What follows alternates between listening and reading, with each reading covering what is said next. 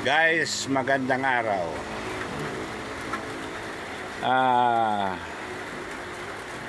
Magluluto ako ng miso ngayon.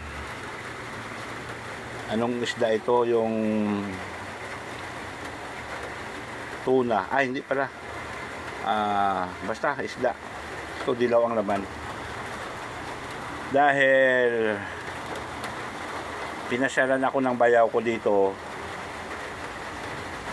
na si Brigido Corrales Jr. Kahit paano magsiselebrate kami. Yan o. Dalawang putahe ito kasi marami o. Yan o. Dahil prusin pa, ibabad ko muna. Ang kalahati miso, ang kalahati kaldereta. Pwede ba yun? Tapos ito, yan, dilis. Ayan guys. Happy birthday, Breds Bayaw. Thank you, thank you. Salamat.